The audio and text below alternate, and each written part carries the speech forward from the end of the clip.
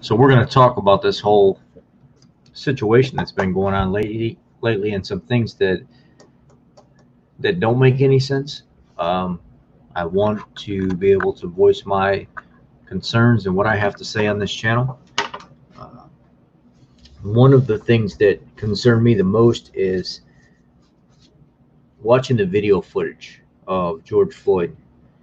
And he committed a crime. He went into a store. He had a counterfeit $20 bill. He left the store. They came out to try to get their cigarettes back from him. He would not return the product. So they went back to the store and they called the police. The police show up. They go right to the car.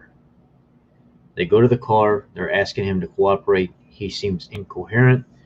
The people that called the 911 said the dude had to be doped up on some kind of drugs or something like that. Said he was on fentanyl or something, and it was causing him to just not be there. He wasn't coherent like he should be, right? Like a normal person would be that's getting in trouble for something. And the police show up, and the officer pulls his gun and says, "Put your hands on the steering wheel." He puts his hands on the steering wheel. The officer puts his gun away. The officer tries to take him out of the car, but he doesn't want to get out of the car. Clearly in the video footage, you can see there's a little bit of a struggle, but he does get out of the car. Puts his hand behind his back. They handcuff him. They do those types of things. They set him down on the ground. Another officer pulls up. He does like a little U-ey in the middle of the street. He gets out. He's standing there with the officers. They take George Floyd. They walk him down the road to the squad car across the street where they walked from initially, and basically got directions from the store clerk where these guys were at, sitting in their car. He waited for the officer to show up, which either he had to be on something by not responding, or he was, or it was a setup, one or the other. He had to be high out of his mind, because you had to have known the guy was going to call the cops. You don't give their product back to them, right? Or he was clearly, or it was clearly set up. So either the guy's under the influence of something, or it was a setup. I mean, why would anybody stick around knowing they just got caught doing something and you declined to give the product back to somebody? So the police officers walk him back down the street to the squad car where they came from. Officer Chauvin in Tao, whatever his name is, pulls up. They go up to the car. They're trying to assess the situation. They're trying to get him in the car, but he won't get in the car. He's saying, "I'm claustrophobic. I'm not going in the car. I'm not going in the car. I'm not going in the car." They finally get him in the car, but he's fighting so much they can't close the doors with him in the car. Chauvin grabs him out of frustration and rips him out of the other side of the car because he's not cooperating, and puts him on the ground. 3 of the officers are at his legs, his waist, and his neck. Half of the weight is being supported on one leg, and the other half the weight is being putting pressure right on the guy's neck. So there's a couple different reports that are out. Clearly in the video, he's saying, "I can't breathe, I can't breathe." He's screaming for his mama and stuff like that. We get that. After 8.5 minutes, 8 minutes and 50 seconds of basically him being there and coming back to the position of him not really being coherent, he died. He was almost on his neck for 3 minutes after he died. Terrible situation. 2 guys show up. The guys that show up take him and put him in the cop car.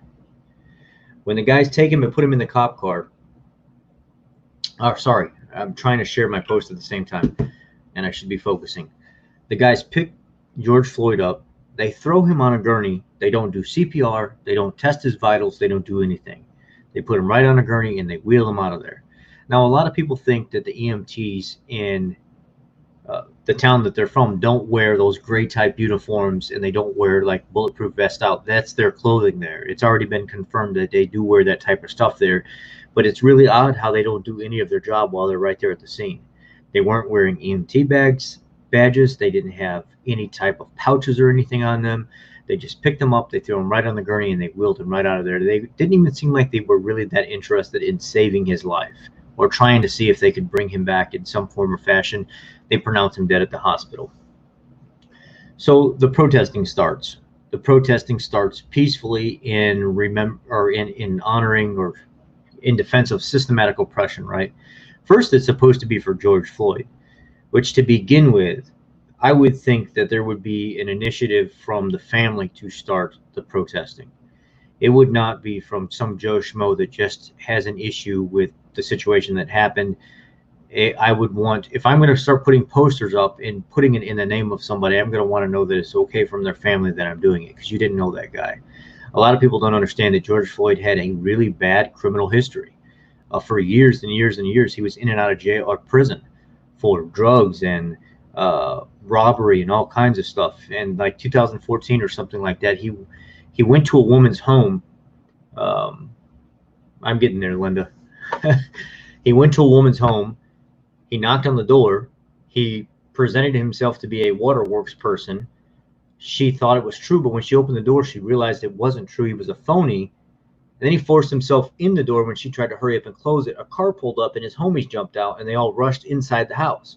Pushed the pregnant woman down on the ground, hold a gun to her belly, ask where such and such this and that is. I don't even know the whole story. And then he goes to find whatever it is that he's looking for, rob the place, steal whatever it is, and tells his friend to hold her down on the ground in the position where he left her. This is a type of individual that you're dealing with here. So this whole in remembrance of this honest man, which I thought he was a good man at first based on what everybody was saying, but looking at his criminal history, he actually was not a good man. He was a what I would call a lifetime criminal. I mean, it was something that was happening for years and years and years and years and years. So he ends up doing all these harmful things in his life, but then all of a sudden this happens, and none of it makes any sense. The officers, the way they responded, don't make sense. The way the cop was looking at the cameras and stuff while he was recording them make no sense at all. He acted like he didn't have a care in the world. The way the TOW officer was standing there and he was just kind of looking at people, and his look alone was like almost enough to keep people pushed back. I mean, in most situations, I've seen teenagers bum rush cops to get their friends away from them, and teenagers have no sense at all. But now we have a bunch of adults here that are watching what's going on and doing absolutely nothing about it. And these guys wouldn't have had enough time to even react to what was going on by grabbing a gun. They could have intervened and got in the situation right away and stopped this from happening, but they didn't. There's a lot of things that don't make sense here. What happened to the officer that was there that just got in his car and just drove away and left the other ones there by himself? I mean, what was the deal with all that? Where's he at in all this? So they upgrade Chauvin's murder charge from third degree to second degree murder, and they all get fired. So I'm starting to put some things together. The rioting and stuff starts because the protesting is not peaceful anymore. So and this is no longer in George Floyd's name. George Floyd's brother even went on live television and said, "You guys are not doing this in remembrance of my brother, and don't even claim that you are, because that's disrespectful. My family was a peaceful family, and we don't do stuff like this. We wouldn't do stuff like this. How you take care of this is you vote. That's how you take care of this. You don't take care of this by going and burning down, blowing up, and destroying the very businesses of the people that you say you're supposed to be supporting. You're not even supporting them, right?"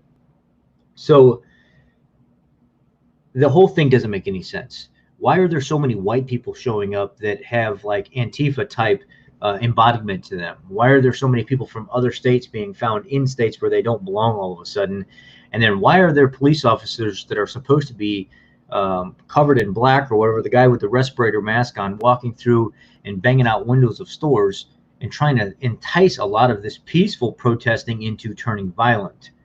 Just tonight, there was a guy on Facebook that was doing live footage of these people that had a cop car parked in the middle of the street, and they were spray painting BLM down the side of the cop car, and he was catching them live. He was like, "What is all this?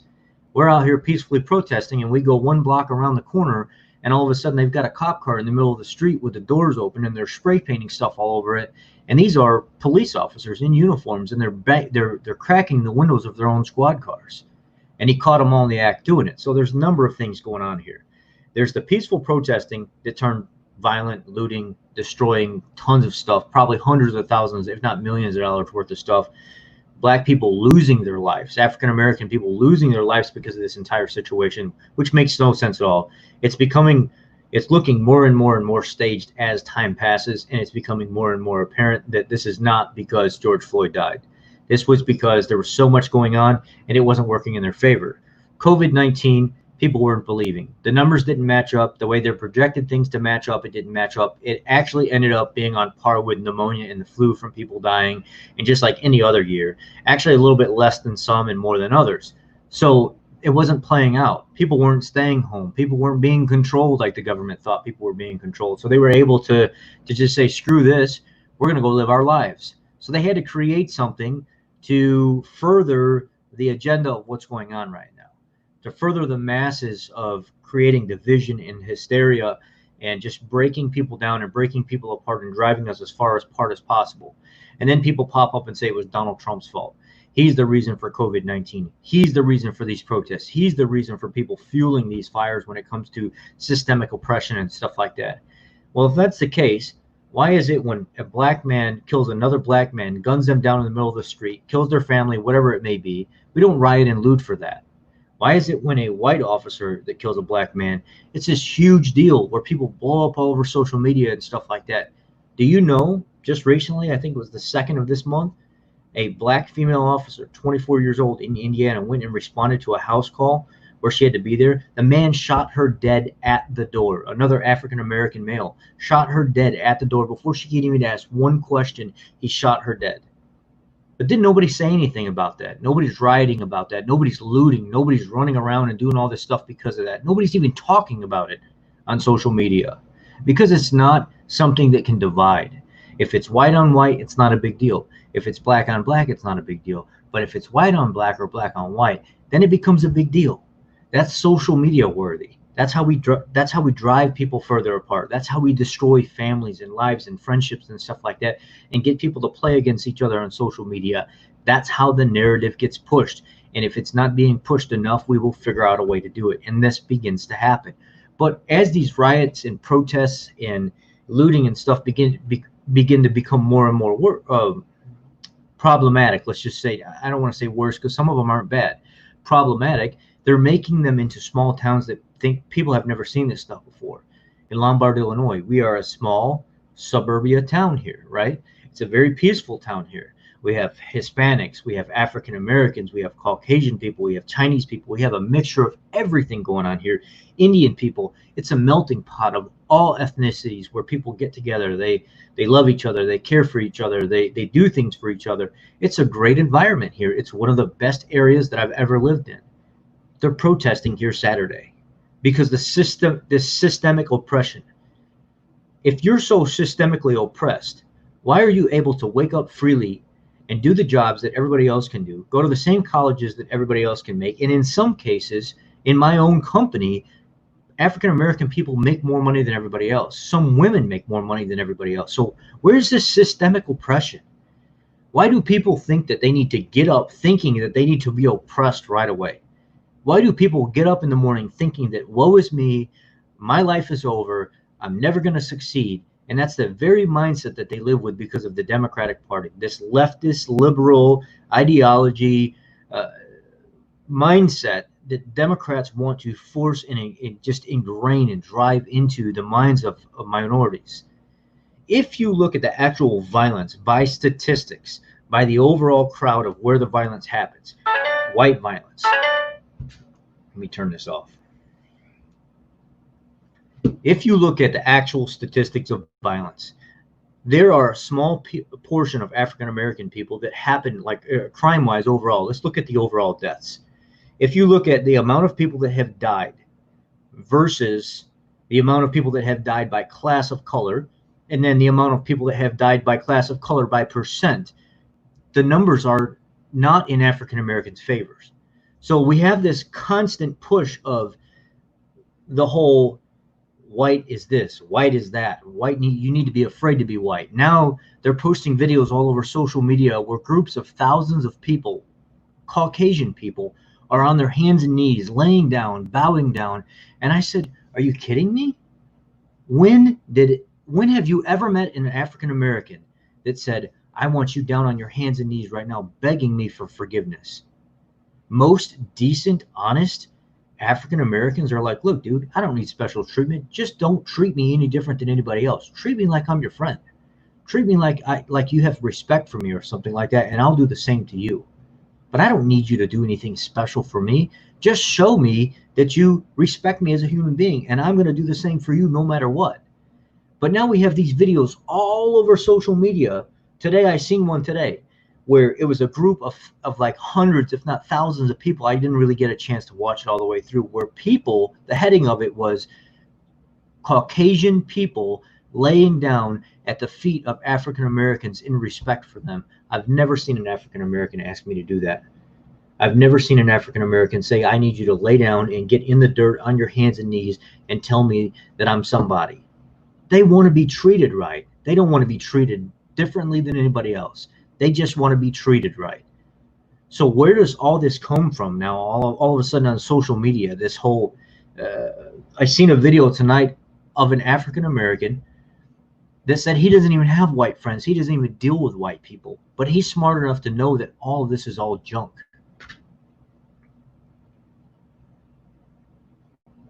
One world order, Here. One world agenda, the banker is you. Trump is not fighting against black people. He's not fighting against Spanish people. He's not fighting against transgender. He's not fighting against Mexicans or none of that shit. Trump is fighting against globalists. Globalists don't have nothing to do with none of us. Globalists. They are people who believe in one world order, one world agenda, the bankers, the money, the movie makers. They the ones who hate Trump for a reason, because he's not their plan. He's not part of their agenda. Trump done went over there, got North Korea to put down their guns. He done squashed the beef with motherfucking Russia. He done told China to stop playing with us and pay us our money. Went to the European Union, told them that y'all owe us money, time to pay up, or y'all not gonna get no security. He done cut the goddamn corporate tax from 35% to 21%, making us more fucking competitive in the global market. Black people unemployment rate is at its all-time low. Women's unemployment rate all-time low. Spanish people unemployment rate all-time low. You got jobs coming back to Pennsylvania. People pouring steel again in America. Shit that they say that we wasn't gonna never have again. And they still try to make this a black and white issue. Now is not the time for angry black people to stand up. Now is not the time for fucking angry Mexicans to stand up. Now is not the time for fucking transgenders to stand up. Now's the time for fucking patriots to stand up. Patriots who love America. When I found out is most motherfuckers don't like America. They say fuck America when it's all said and done at the end of the argument. It's time for patriots to stand up. I understand America got a rough history, but a lot of people died for this country that was black, who died for this country too. And you just don't love the country. Go to fuck somewhere else. Go somewhere else if you don't like America. Okay? Because this shit ain't about you. I'm black. I don't even know white people. This shit ain't even about me. This is about America. We've been losing on every fucking thing, on everybody money across the world, but nobody don't owe us shit. China's stealing all our intellectual properties and selling to the rest of the world and for pennies on the fucking dollar. We losing. This man trying to stand up for the country. We can fix the rest of this shit later. First, we got to save the motherfucking ship.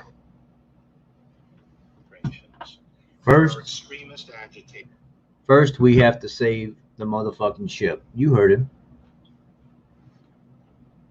What do y'all think about that? Terry Brady, I ain't trying to get into it with you right now, because I can already tell by the way you responded, you're going to be one of these people that want to sit here and argue back and forth and don't show shit for nothing. All this junk is exactly what I said. I didn't stutter when I said it. All this junk is exactly what I said. Now, we're going to move on into the next portion of this. So we've seen the George Floyd thing, right? A lot of it doesn't make sense. Rest in peace, George Floyd. I'm sorry for you. I'm sorry for your family. Another African-American lady got gunned down in Indiana. Did nobody say a goddamn thing about that? Nobody said a damn thing about it. Nobody did. What about the black sheriff, the 77-year-old sheriff that got killed during the protests and stuff like that? But did nobody say nothing about that? Don't nobody care about him. A man that's 77 years old, lived most of his life giving service back to the public, but didn't nobody say a damn thing about that. It made the news and then it was gone. But nobody's rioting because of that. Nobody's rioting because the 24-year-old beautiful African-American police officer just lost her life in Indiana. Nobody's doing a damn thing about that. But you want to protest and riot and everything else. And I understand everybody deserves to be respected. But George Floyd was a career criminal. And these are other people out here that lost their life in the line of duty, giving back service and trying to protect the public, which George Floyd was not doing. He lost his life because he committed a crime and a stupid cop done something that he shouldn't have done. A cop that's going to serve the rest of his life in prison. Justice was served. Justice was served. If you wake up in the morning thinking that you're going to be systemically oppressed, you're going to wake up being systemically oppressed. If you wake up in the morning saying, I'm going to do something with my day today, I'm going to go find a job, I'm going to go work the hell out of my job if I got a job, I'm going to prove to my boss that I'm better than what he's paying me, and I'm going to give him every right to pay me more and possibly ask for more. And if he doesn't do it, to hell with him, I'm going to go find another job because it's a free goddamn country. How about that? But people don't think that way. People think, oh, 80 years ago, 100 years ago, all this stuff happened to me, and it's still happening today, and I need to feel bad for myself and everybody, and I can't get in my car and drive nowhere. Man, I got pulled over. I've got harassed by the cops. I've got thrown up against my car. I've got into arguments and stuff with them. I've paid a $900 fine for something that I didn't even do just so I could get out of it because of a crooked cop and court system. I know what it's like to be targeted in an area that's not good because I was a troublemaker when I was younger. And when you're a troublemaker, those are the things that happen. When you create crime and you do things, not create crime, when you do things that are wrong, those are the things that happen. Yes, there are bad cops. Yes, there is a fucked up system, but that's never going to change. You either learn how to live your life somewhere else in an area where you can thrive. And I know that's not always the answer. But there are ways to get through life than always thinking, woe is me. I need a special treatment. I need this. I need that. I know tons of African-American people that are way more well off than me, smarter than me, more gifted than me, better looking than me. I know that. But I'm okay with that. I'm okay with not being the best. I'm okay with knowing that I have something to strive for and push for and become more educated on. But people don't think that way anymore. I was supposed to be a statistic of the system. I bring it up often. My mother was African American growing up in foster care, 83rd and Green, south side of Chicago, only white boy going to an all-black school. I lived the life. I got to see what it was like to watch women get raped in front of me, drugs run in and out of both sides of my blocks, little kids get beat up on the block, almost left for dead at times. I got to see stuff like that.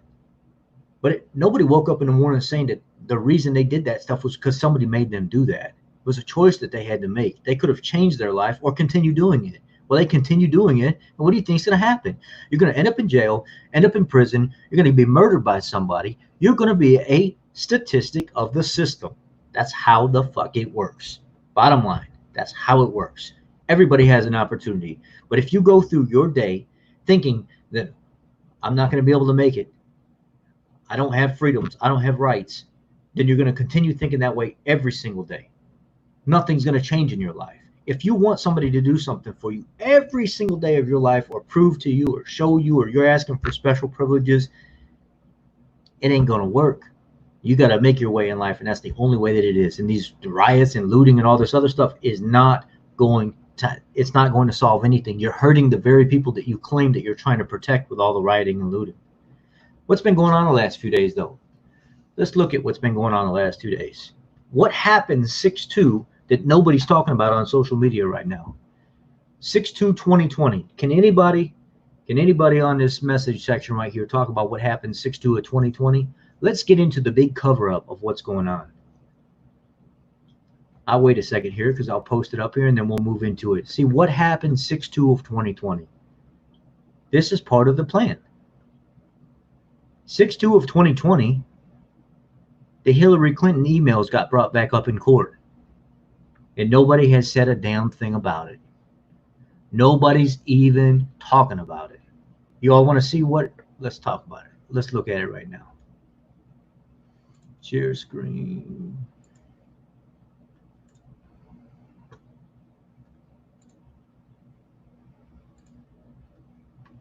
Right here. There is no longer Secretary Clinton. This is no longer Secretary Clinton's State Department. Judges wary on her deposition over emails. Can we look at and see what a deposition mean? What does deposing somebody mean? Let's look at the very definition of deposing somebody. First, let's look at a little bit more in the article. A panel of federal judges were doubtful Tuesday of the additional information could be gleaned about Hillary Clinton's emails if the former Secretary of State were to sit for a deposition in a public records case. Judges Thomas Griffith, Cornelia Pillard, and Robert Wilkins of the U.S. Court of Appeals for the D.C. Circuit heard arguments after Justice Court Judge Royce Lamberth of the District of Columbia ruled last year that Clinton could be deposed in a Judicial Watch Freedom of Information Act lawsuit for records relating to the 2012 Benghazi terrorist attack. What does deposition mean? Let's go back here, stop screen share, share screen,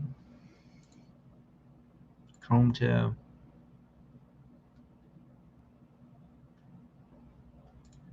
share. Here we are. No, it's not what we are. To testify or affirm under oath, especially in a written statement, to depose that it was true law, to take deposition, examine under oath, two lawyers deposed the witness. Well, guess what's going to happen? Hillary Clinton's probably going to be brought back in court for those emails. They have a strong enough case, even though they said they don't understand why they want to do this. They don't see how that information could lead to anything.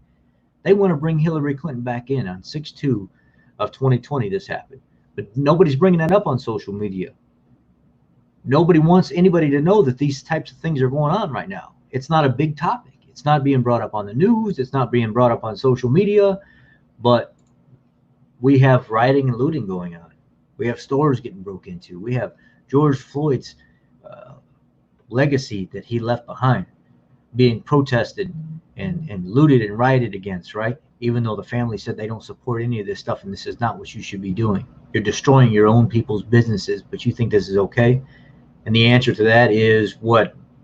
Like other people say, if you don't make it hard enough on society, if you don't make it dangerous enough, if you don't push it enough, if you don't destroy enough, people just aren't going to get it. And if you don't do those types of things, society's not going to get it. So we have to riot and we have to loot and we have to cause havoc and chaos, or else people won't get it. We need to make society scared of black people. We need to make society scared of black people that really aren't even doing the damaging. If you look in most of the videos and the things that happen, it's not black people that are standing there doing it. It's white people that are drawing BLM. It's white people that are cracking the windows out of stuff. It's white people that are on the sidelines pushing people. Yeah, let's go get him. Let's do this. Let's do that. Listen to the little conversations in the videos and stuff like that. There's a lot of white people enticing a lot of stuff that they have nothing to do with. It's supposed to be Black Lives Matter, right? It's supposed to be about systemic oppression. Yet white people aren't part of that category at all. As it said, they don't know what it's like because they're not intersectional enough to be part of that category because we're not black and it's not part of the movement. So when you push it enough and there's a narrative there and you constantly have people talking about that and you look at the videos and everything that's going on, you can see the majority of what's being shown on social media is not what we would expect. What else happened? Let's look at 6/3 and see what else happened. The very following day, 6/3 of 2020, this happens.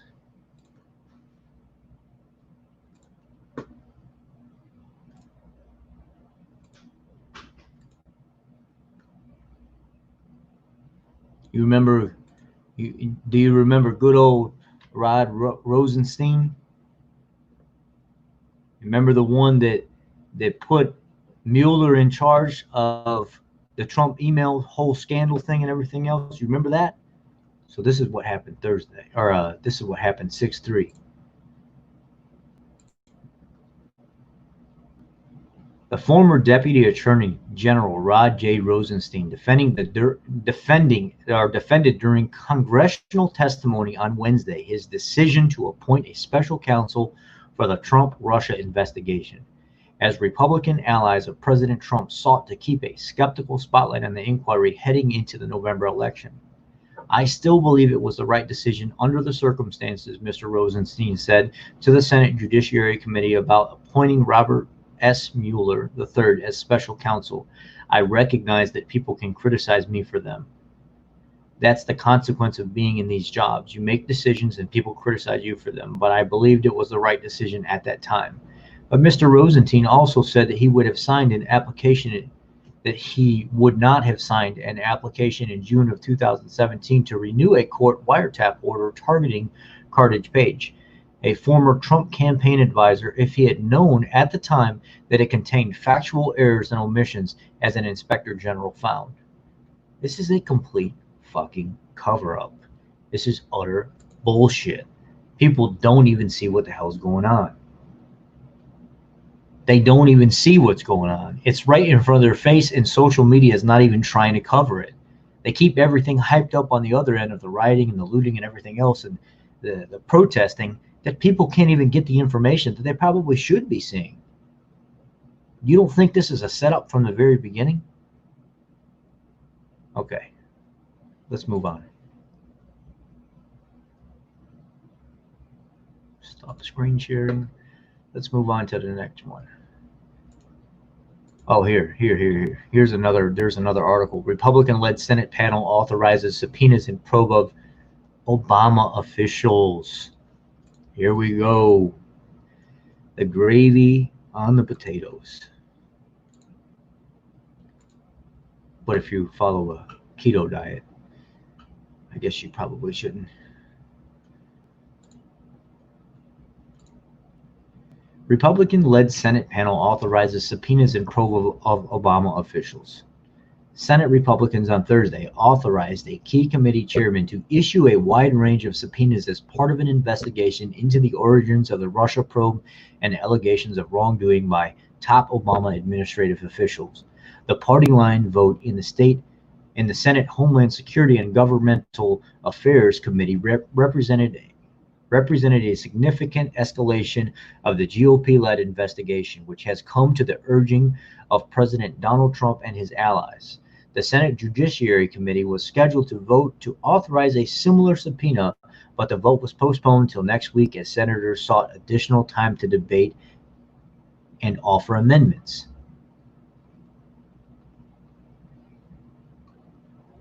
This was 6/4/2020.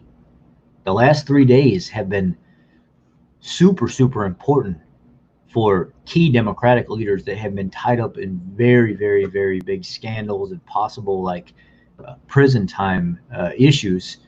And we haven't heard nothing about it, almost little to anything at all. I mean, why do you think that is? Why do you think we're not hearing about this stuff? Why do you think we're not being, why do you think they're not talking about the new Obamagate stuff being uncovered? Why do you think they're not bringing up the fact that Hillary is looking like she's going to be brought back in court and basically put on a stand to dispose, as the article said, talking about the whole email issue and the whole Benghazi thing? Why do you think that they're not talking about the whole Mueller situation as to why that was not brought back up? I mean, there's a whole entire cover-up here when there's protesting, looting, and rioting and stuff going on in a man's name that the family's asking them to not even do this in. It's ridiculous. It's to the point now where it's almost comical, the complete cover-up of all the bullshit that's going on, and people simply just don't even want to believe it. They don't even want to talk about it. So let's... There are some things that are popping up here. Like some people are starting to say, was George Floyd a Freemason? He's got a big bird across his chest, and the Freemason 33 thing is a big giant bird with its wings. But George Floyd didn't really have that on his chest. George Floyd, it was like a big bird, and it looked like an AK-47 if you really zoom in. So a lot of conspiracy theories flying around on the whole ordeal. Also, the fact that a lot of people are saying George Floyd was a porn star. He had dealings with the police and even had a job with the police back in the past, working security at a nightclub. So these guys knew each other from before. It's not the first time they've met. So a lot of people are not buying this whole entire situation. They think it's just a coincidence. So there's a lot of stuff flying around right now. Let's do the topper. Let's do the topping on the cake, right? The very, very, very. Let's put the little topper on the cake. Let's finish it up with nail in the coffin. So I've shown you what's been going on the last 3 days, and nobody has really been talking about it. Nobody has been bringing it up. Everybody has their stories about what's going on until you can actually see something factual that's been going on. And why are we not hearing about it? Why was George Floyd put in a closed casket? He wasn't mutilated. They had some kind of pulmonary issue or whatever. The guy couldn't breathe. He had tons of medical conditions outside of that, heart conditions. He was on fentanyl. He had drugs and stuff in his system. He died because, for one, he was worked up. He was probably overdosed in some form or fashion. He had a lot of pressure on his neck and he couldn't breathe, and all that stuff compounded. Some people think he's alive somewhere, and he very well may be. Some people think Tupac is alive somewhere, and he very well may be. I don't know that, and I'm not out to find out if that's true or not. But the facts are, we do know he had drugs in his system. We do know he had previous medical conditions. We do know that trauma, pressure to the back of the neck probably did have something to do with him dying. We do know that this cop has been charged with second-degree murder now. So we know all this. Tell me why the man got taken to the hospital and tested positive for COVID-19. The man went to the hospital and tested positive for COVID-19 and had a closed casket. Tell me how this makes any sense. He tested positive for COVID-19 and had a closed casket so nobody else could get contaminated by this COVID-19, right? Nobody can see inside the casket. He's got COVID-19. The reports and stuff are saying that now. We just had a lady 6 weeks ago that got taken to jail because she had because she wanted to have a funeral for a family member or something like that. And I remember the article popping up where they actually took her to jail because of this whole entire situation. What about the restaurant owner? One of the family members passed away from COVID-19, and he wanted to have a little gathering at one of his restaurants because of one of his really good staff members actually helped him open the business and run the business, and she was almost like a manager. So she asked, out of respect to her family, if they could have a little private gathering with just a little dinner or whatever at one of his restaurants, and the cops showed up and threatened to put every one of them in jail if they didn't get out of there. But now we have a man that tests positive for COVID-19. It's a closed casket, and they have this big, massive service for him, right? The mayor shows up. People are kneeling down at this casket and everything else. But he could have his service, but nobody else can have their service. He could be respected and mourned, but other people can't respect and mourn their loved ones. My girlfriend's uncle just passed away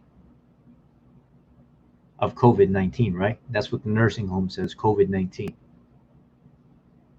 You think they're having a service where people can just go show up? They couldn't even go see him before he passed away in the nursing home. But yet this man tests positive for COVID-19. They could show up at his funeral with a closed casket saying that he's inside the casket. Come on, man. If y'all believe this bullshit, y'all out of your mother-loving mind. I'm going to share the screen. I'm going to screen share this with you.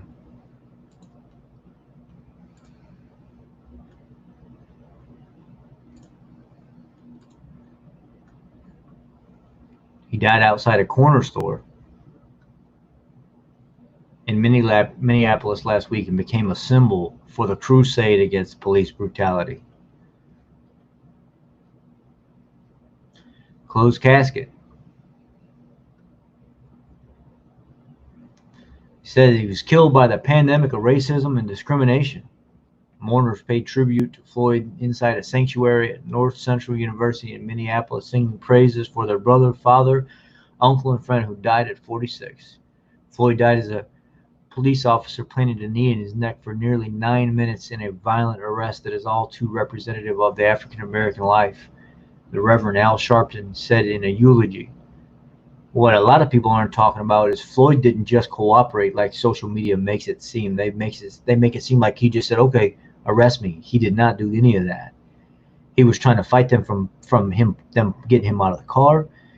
He did stand up on his own, but once he got to the other car, he was fighting going into the car. He was fighting while he was in the car because he didn't want to be in there. Well, guess what? As a criminal, you got no choice but to listen, especially if you're high off fentanyl or something like that, and you just put a counterfeit $20 bill, and the people were going to be nice enough to let you go if you just gave them their cigarettes back, but you chose not to.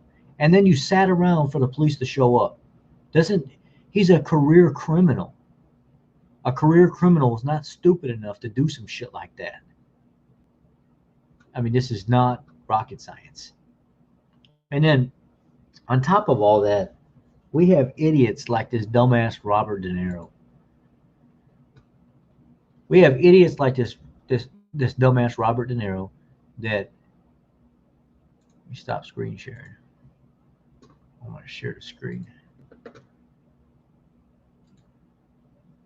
I did a video on Robert De Niro.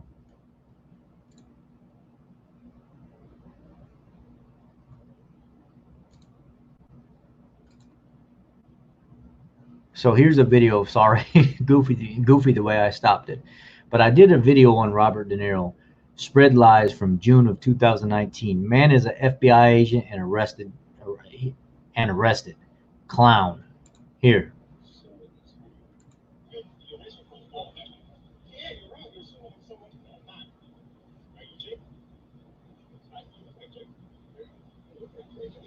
So I'll give you the short of the story.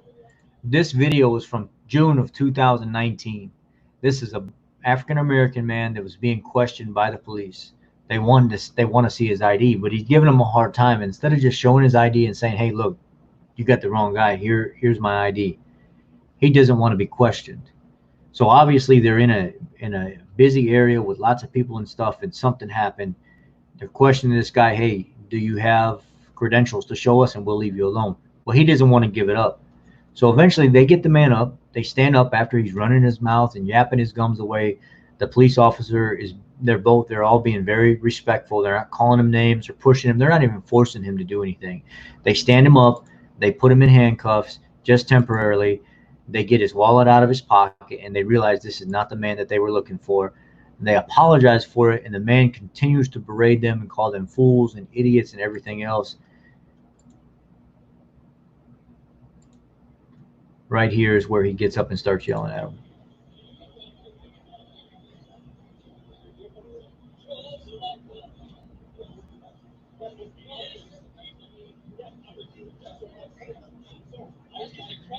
They asked for the leader, their sergeant, to come over, their officer to come over. So he's the sergeant on shift. So typically your sergeant on shift at night could be actually the watch foreman or the watch commander for the night. And so he's there. And he comes up and he says, I need your card, I need your number, I need your number, I need your number. I'm reporting all you guys. This is ridiculous. And now you look stupid. And he's questioning them like he's yelling at them, which gives people the opportunity to create this clickbait video because he's almost acting like an authoritative figure.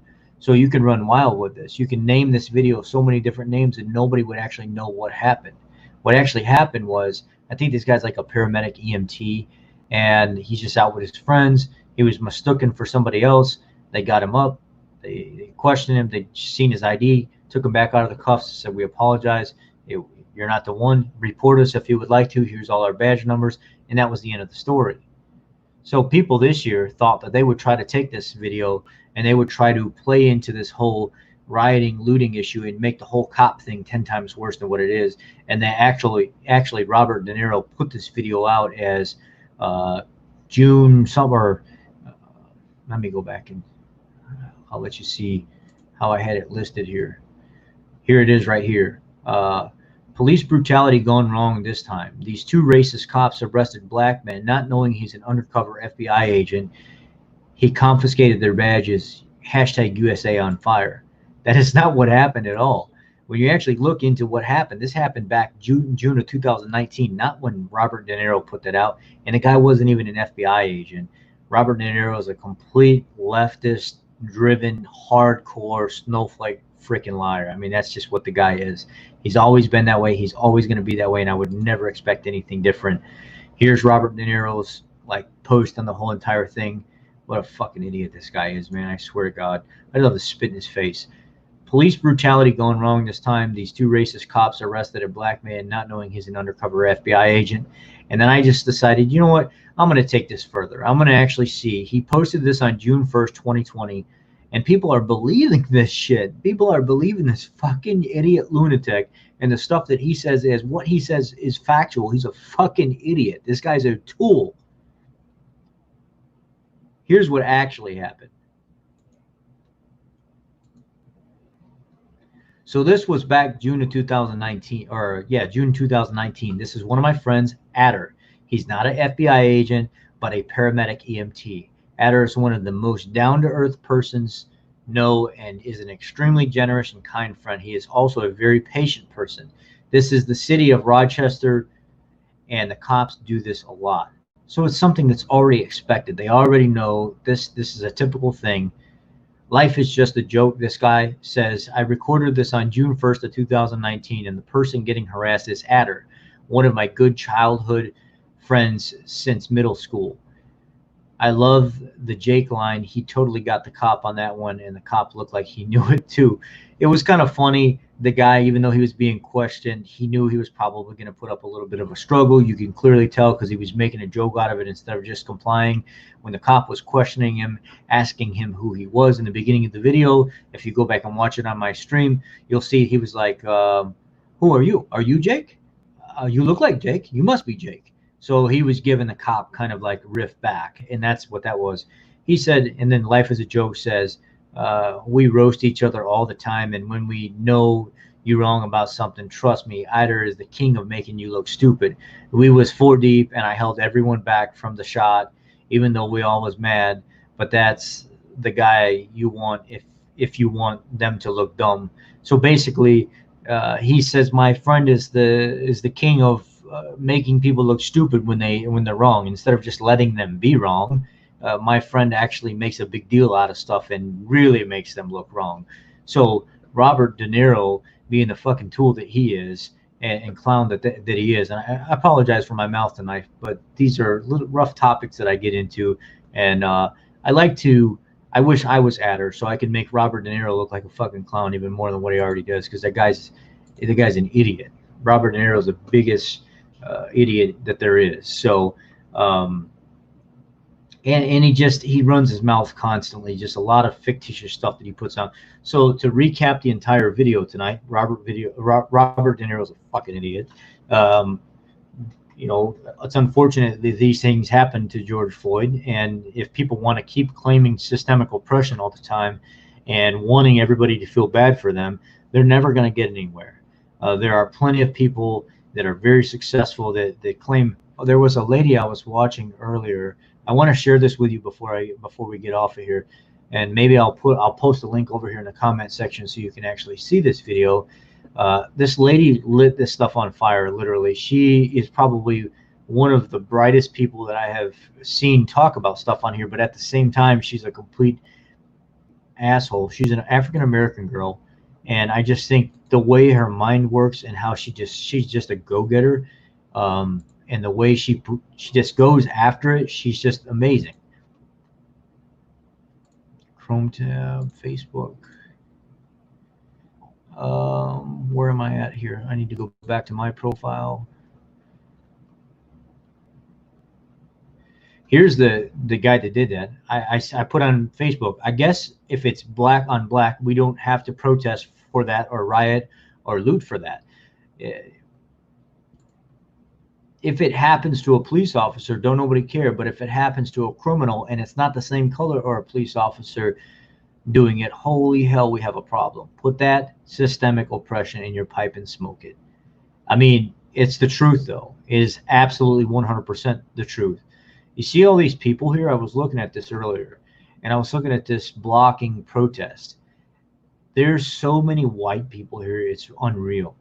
And you would think that this would be driven more by um, African American people, right? That's a dominant movement by the African American crowd.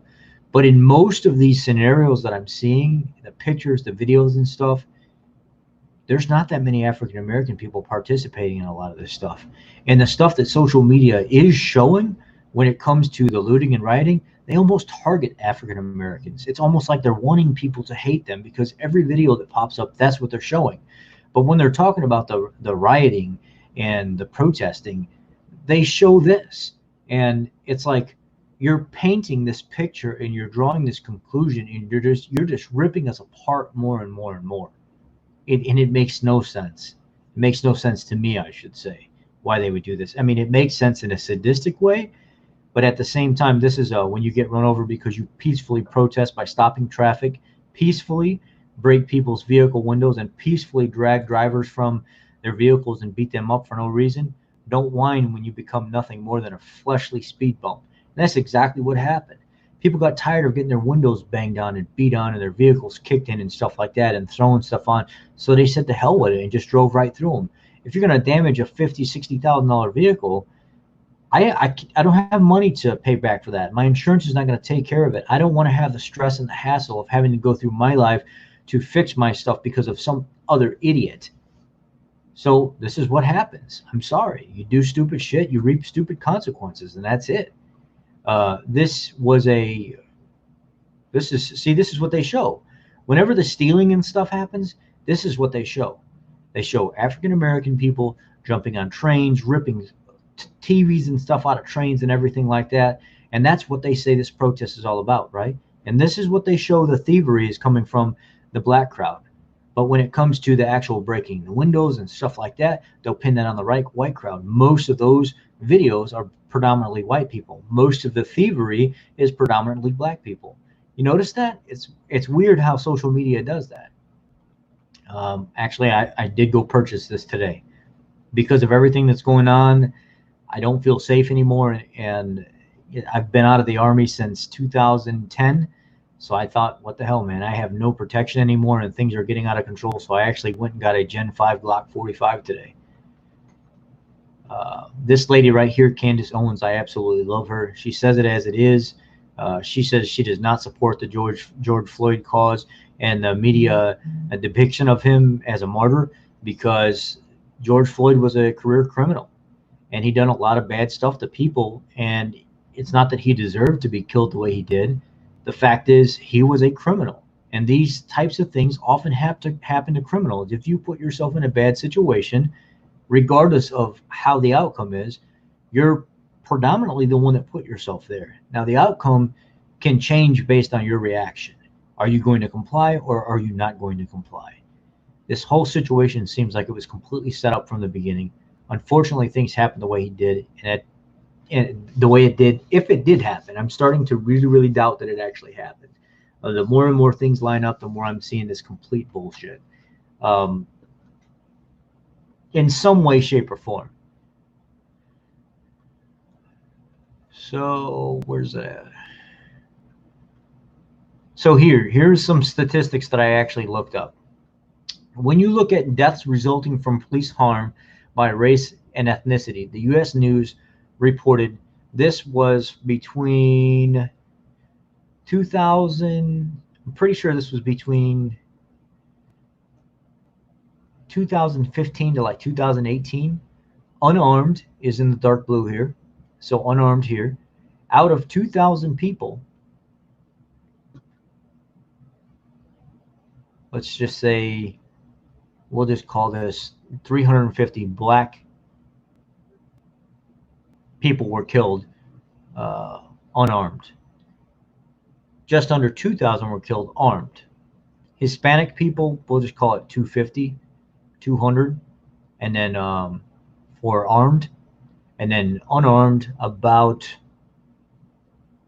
1,350. White people, white people armed, over 3,000 people, and then just under maybe 400, 450 white people that were unarmed were killed, and Asian people are all the way down here at like 100. So this is the statistics from like 2015 to 2018. As a group, if you look at the African American population compared to the Caucasian population, you'll see that based on a percentage of what crimes are committed in that crime threshold, that circle, more Caucasian people, based on a crime statistic, not a population, but a crime statistic of a population of people that commit crimes, have a higher percentage of getting killed by a cop than an African American can. But if you look at the statistics inside the African American crimes and the percent of people that are in those crimes based on the damage done or the criminal act done, there's a huge percent overall of the amount of people committing those crimes in the African American population compared to the Caucasian population. So if you look at it based on percent of statistic based on the people that commit the crime, and then take that in perspective to the overall population, you see that the numbers are completely not in what social media puts out. It's not in African Americans' favors. That's what people like Candace Owens are talking about. You're looking at these numbers incorrect. You look at the overall population, yes, but of that population, what is the percent that create the crimes? And of that percent, what are the people that die during the time the police officer has an involvement with them?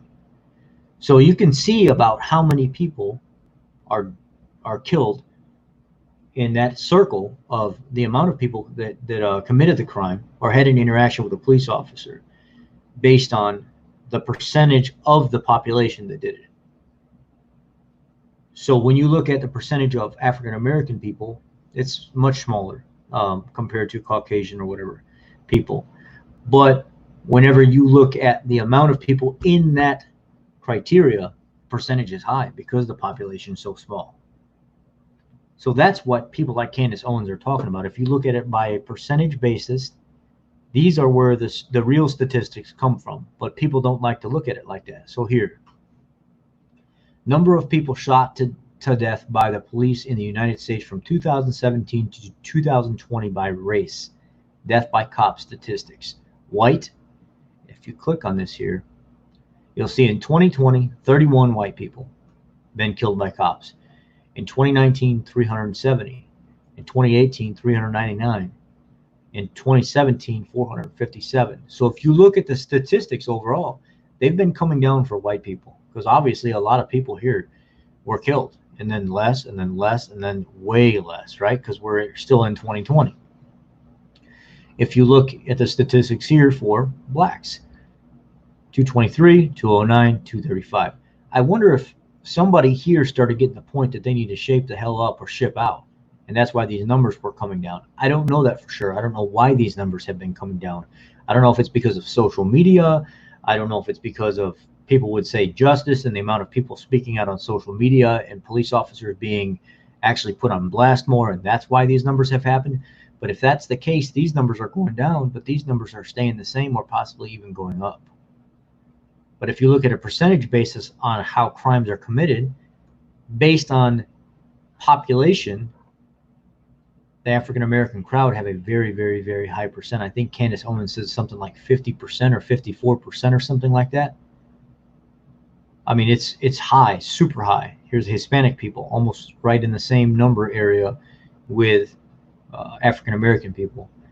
Other, and here's unknown down here. So some of these people could fit in each one of these categories as well.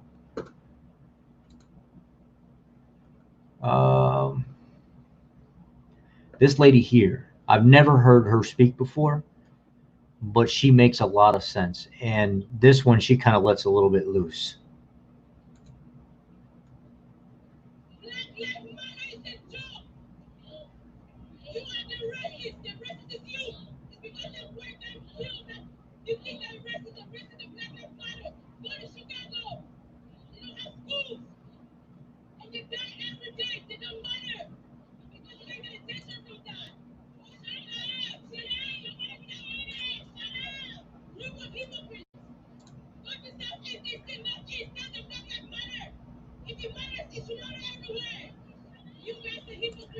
She said, if it matters, it should matter everywhere. Black lives matter. If it matters, it should matter everywhere. You're hypocrites. It shouldn't just be whenever the agenda fits you and what you're trying to stand up for.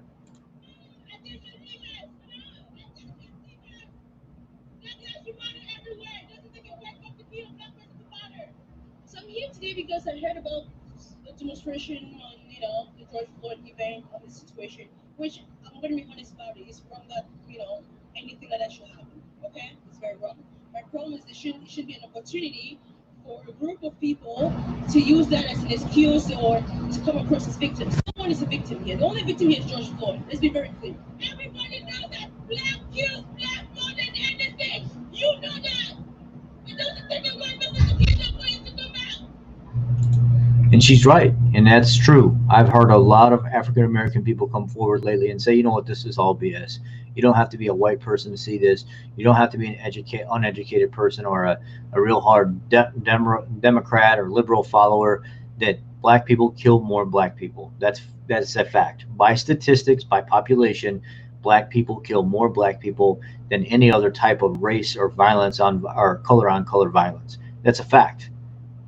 And a lot of people blame that on society for the oppression that they're put under, the stress levels and stuff that they're put under. You can change that. There's nothing in society now that leads you to want to kill your fellow man. There's nothing to make you do that. There's no excuse for that unless you're defending your family. There's no excuse by a cop or anybody. I'll link this. I'll give you guys the link to this.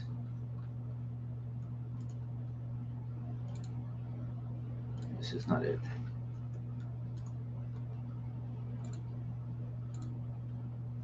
I hope this shows up correctly so it works. Then the police officer, the lady that the Indiana police officer that was killed as well. Where's she at? Nobody's talking about her at all. Because it wasn't a white cop that did it, or because it wasn't a white person that did it, because it doesn't drive the agenda for social media that did it. So back here again,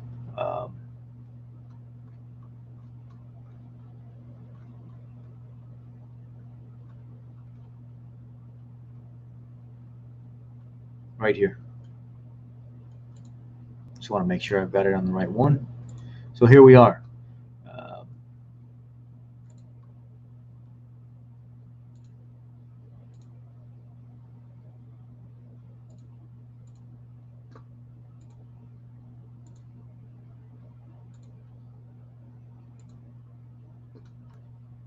Formal charges filed against a man accused of murdering IMPD officer Brianne Leith.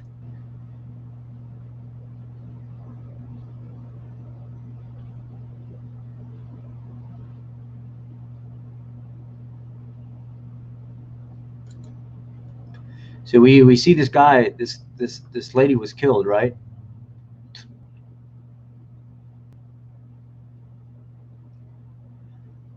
One count of attempted murder and criminal confinement and a battery of charges are in connection with the events alleged to have taken place prior to the officer's arrival and the shooting of the woman who was in the apartment with him. The additional 3 counts of attempted murder were filed for alleged shooting at 3 other officers who were outside the door of the apartment. Dorsey made his first court appearance Tuesday morning. It was a virtual appearance due to the coronavirus concerns. During this hearing, Dorsey entered an automatic plea of not guilty on all charges. He is being held without bond. When the judge asked Dorsey if he planned to hire an attorney or if he would like an assigned public defender, he initially said neither and insisted on representing himself, but he later said he spoke with his family about hiring a lawyer. He never looked at the screen during the appearance and kept closing his eyes and shaking his head. He will have a review of the counsel hearing on May 6th. The judge said that they will address the lawyer. This just popped up the other day on social media, becoming a topic or a thing. Nobody talks about this. I spoke about the date wrong. Nobody talks about this. Nobody said anything about this. Nobody made a big deal about this. What about also the sheriff, the 77-year-old sheriff, the African-American guy that died in the hands of looters? It was killed. Nobody talks about that. Nobody's protesting and rioting and looting about that. Nobody.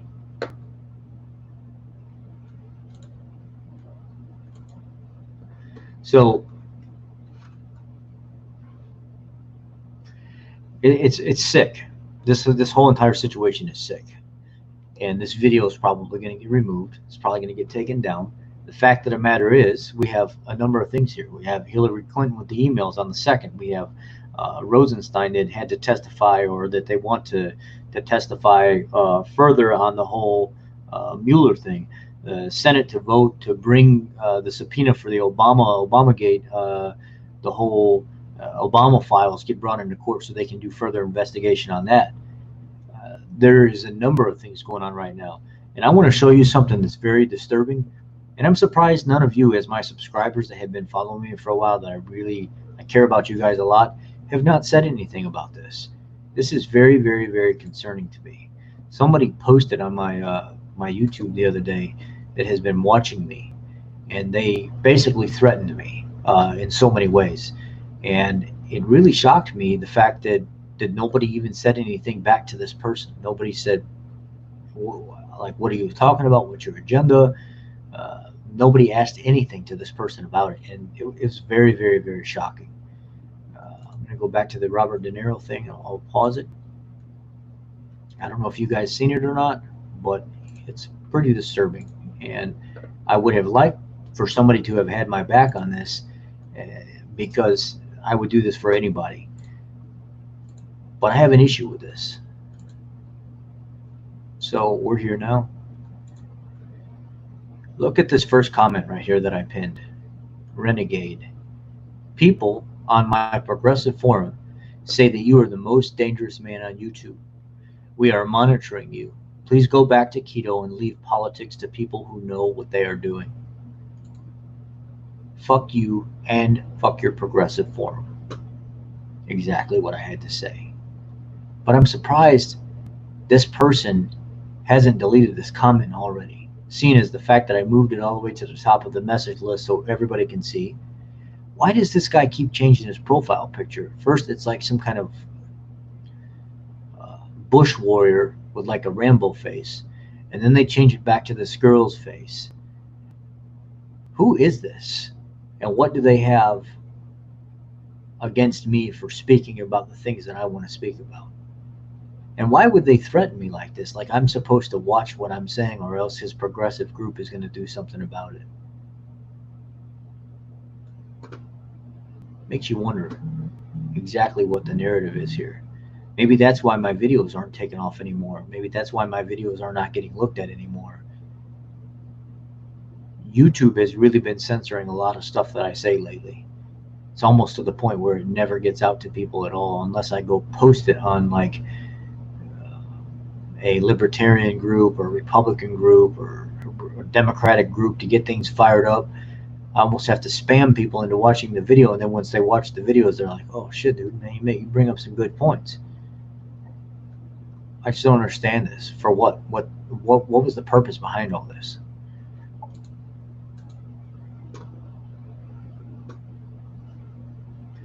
That's my message, guys. That's what I have now. It's pretty deep. This shit is deep right now, and people are to the point now where they are ready to just. I'm a veteran. I have a lot of veteran friends here. We all have weapons. We all are ready to defend our communities if we have to help our families and stuff like that. We're not scared at all. Zero. I'm glad I got to pick up my new Glock 45 today, so I have something to have with me as protection. And the more things get out of control, I think that's what more and more people are going to have to go to, protecting themselves, because it doesn't look like the police are going to be able to do it very good. There's a weird vibe going on with this whole entire George Floyd thing. There's a lot of cover-up going on. There's a lot of things that don't make sense with the Clinton emails and the whole Mueller situation, and the Senate wanting to bring the Obama files and stuff back into court so they can be looked at. The messages that I'm getting on here, the whole George Floyd not having an open casket thing because he tested positive for COVID-19. He gets this big ceremony for his situation, but there are plenty of people that have been arrested or the cops called on, and they don't get to see their family members. No, I walked right in the place today and got guns, and I told them what I wanted to buy. I told them I wanted to buy a Glock, and then when I seen that the Glock was a cross between the new Glock Gen 45, or the new Glock 45 Gen 5 was a cross between the Glock 19, the Glock 17, the Glock 19X. It was just a more refined, user-friendly version of all that, without all the like little annoying nuances people complained about before. I knew I had to have one, so I bought it. I just walked right in. I waited in line, kind of went through the whole line. Took me about 3 hours. Got to my gun, put my deposit down on it. They said it's probably going to be 5 to 7 days, but it could be sooner. We'll run your background check. They said we don't see anything wrong now. You should be fine. Come pick up your gun. Pick up as much range ammo as you want. And I ended up picking up some cases of Hornady hollow point critical defense rounds for my home. And then I picked up a couple cases of what they call it, high grain 9mm round for the range that can also be used for defense. So it is what it is. That's where we're at with this whole entire situation, and I think people are to the point now where they're ready to start defending themselves, and that's just what it's come down to. So I appreciate you guys. Thank you for being here tonight. I know I did a little rambling back and forth and kind of got off track a little bit, but if you honestly think of yourself as a statistic, Black Lives Matter. I'm not all lives matter, but Black Lives Matter. I get it. I get that there is some systemic oppression. But if you wake up every day thinking that you're going to be an oppressed person and you're never going to get anywhere, and you're not going to succeed in life because of society, you're not going to. It doesn't have anything to do with what society is, and it doesn't have anything to do with what systemic oppression is. If you wake up thinking that way, you're not going to make it. If you wake up positive and trying to do the best that you can with what you got and just making yourself a better person and trying to grind it out and do what you got to do, you're going to be great. You're going to be a great person. You're going to go very, very far.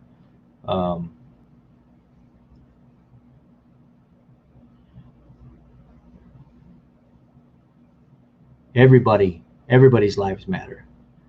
We were at the range today where there was probably 25% of the people there Hispanic, 25% of the people there were African American. There was a lot of white people there. Probably 50% of the people were white people. There's a lot of white people there. White people love guns. But the dude that got the biggest, coolest gun there was like, you would never think. He was a big, tall dude from the city. He came all the way out here from Chicago, and he was like, man, he kind of had that thug mentality to him and stuff, but he was the coolest dude ever. He didn't curse. He had that real like ghetto type talk and accent and slang about him. The coolest dude ever. Like, he didn't care who he was talking to, gave you all the respect in the world. And he was like, man, I'm just trying to buy a gun. Things are getting crazy. I don't know what I'm going to end up buying. Dude walked up to the counter and found an M&P 9mm snub nose assault rifle. Not assault rifle, but it's like a gun rifle. It's all built in with a collapsible stock. $2,000. Just said, yep, that's the one I want right there. Gave him the cash and walked away. I mean, it's not just white people that are doing this right now. Everybody's going to protect themselves. And he said, I ain't even trying to be part of this protesting and stuff like that. He said, I just want to protect my family, and I'm going to get the coolest thing that I can get if I'm going to own it, and I'm going to protect my family. And I was like, thank you, man. Thanks for the conversation and just being a decent human being. Most of the time I stood right behind an African-American guy that was in line, and he had 2 pistols in his hands, and he had a Trump hat on. And we walked in there, and I was able to talk to him through the whole way, and he kind of coached me up on some stuff. And he was like, look, I don't like the FNP because of this reason. I don't like the 6 hour because of this reason. Super educated man, veteran, Trump supporter and stuff. And he ended up walking out of there with some new upgraded FMP, and dude was super knowledgeable about everything. And it was the atmosphere of the people that I was around was just completely, and they weren't all Trump supporters. There was even a dude in the front that made fun of this, and we all laughed. A lot of us were Trump supporters in the front of the line trying to get in there, but the guy that was in the very front, the first guy, he was like, there was like an old, tall big old beer belly white man that come out, and he had a Trump shirt on, right? And his hair's all greasy and he looks all dingy, and he turns around and he looks at us and he said, "Man, the Ford card machine is down." And we're looking at him and said, "Oh, that sucks, because this whole line of 50 people that are waiting to get in this establishment already had their Ford cards," because we knew to come prepared. And the guy in front kind of mumbled under his breath so we can hear it. He said, "That's a damn Trump supporter for you." And he knew we were Trump supporters. We were talking about it, and we all laughed. We thought it was funny. I mean, what are you going to do? You can't get it. Everybody's going to believe different stuff. We all laughed about it. We thought it was really funny. And he was like, "There's a damn Trump supporter for you." And as the guy's walking around, you see his big old beer belly swing around and his greasy hair and stuff. And then his friend comes walking right next to him, and he looked at him, and one of the Trump supporter guys that was with us as well looked at us and said, "I bet you his friend Larry's kicking him in the ass right now. So, I told you we should have fucking did it online. You don't listen to shit that I say." So we were all laughing. It was a good time. And we all didn't even support the same candidate or whatever. It was just peaceful. It was funny. We were all there, all kind of different. The lady behind us was a young middle 20s Hispanic girl with her boyfriend. They were going to get their firearms. And everybody just got along. We didn't all believe the same stuff. The guy in the front said he don't like nobody, but we didn't care if he made fun of a Trump supporter. He was peaceful about it. He was actually funny about it. So we were like giggling, laughing or whatever. We thought it was funny. Everybody doesn't have to believe the same thing. It's kind of when you get to that type of atmosphere where everybody can coexist with each other, that's what it's about. There was a reporter the other day in Tennessee. His name is Burton S. Staggs, and he put a post out about systemic oppression and stuff like that. And one of the videos that he talked about, or one of the things that he talked about, was this whole movement of white people. It looked like thousands of white people that actually got down in the dirt on their hands and knees and was bowing to African American people and all this other stuff. And he put out some posts where he said this stuff was appropriate. And I didn't know I was going to be the highlight of the comment section. So I popped up and I said, "When the hell have you ever seen an African American person come up to you and say, 'Bitch, get on your hands and knees right now and bow down to me'?" You don't hear nobody say that. They want you to treat them just like the same human being that you want to be treated as. They don't want to be treated any different. They're not asking you to bow down to them. This image that you portray as a reporter is disgusting. This agenda that you push sometimes is just completely mortifying. And I just went off in the comment section on this well thought out post, and like every single person that was coming after me was like, "Oh my God, I don't even think the same things that you think, and I think that you did phenomenal the way you responded here." Because we don't want people bowing down to us. We don't want people, catering to us any different. We just want to be treated the same as everybody else. And this movement doesn't seem to be about what they claim it's for, because it's not. It doesn't even have the gearing to go in that direction to actually make an impact where something sticks long term. 5 years from now, we're going to look back at this and we're going to say, "Yeah, there's a bunch of fucking idiots that destroyed the United States, and then we had to put millions and millions and millions of dollars back into it to fix it, and they're still freaking idiots that made no further impact because they didn't know how to do it correctly."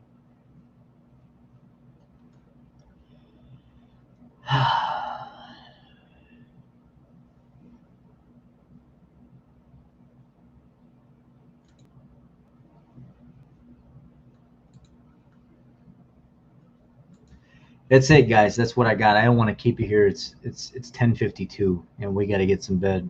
Some headrests, whatever you call it, some sleep, and get up in the morning and go back to our jobs where we honestly work for a living. One of the topics that came up today while we were standing in line, and every single one of us agreed, no matter what we believed in, every single one of us agreed that this whole COVID-19 unemployment check stuff. One of the guys, the painters that was right there with us, he said, "I've been laid off since January collecting unemployment." And then the stimulus check thing kicked in, and he said, "I make more money on unemployment and the stimulus check than I make in my own job. And they're not ready for me to come back to work yet because my wife is pregnant. She has a baby in the oven." and they don't want me to bring something home to her and possibly get her sick. So they're allowing me to stay on unemployment. He said, I collect $1,100-$1,200 a week right now because of this. He said, and I hate to be, the bearer of bad news, but I love the fact that I'm making the money that I make right now. But at the same time, I'd rather be working my job and doing it the honest way instead of this pandemic way. And this is another thing. Nobody took COVID-19 seriously, so we had George Floyd. The whole George Floyd thing is a flop. So now, and they're trying to cover up all this stuff with Hillary and Obama and Mueller and the agenda at hand here, with people trying to create this globalist society of one world order. And this is not even trying to be conspiratorial. I'm not even trying to create this conspiracy theory. This is just what's going on right now. This is just the facts. And if you bring everything together, and the fact that George Floyd tested positive for COVID-19, they can't have an open casket, but yet all these other people are getting arrested when they're trying to have funeral services and stuff like that, or mourn their loved ones. They can't go to the nursing home to see their family members that have died before they put them in the ground or something like that. But they could basically package George Floyd up enough and keep his casket closed and do a closed casket service while people show up and do their whole thing. It just doesn't make any sense at all. I'm not going to get no damn new ID in my arm.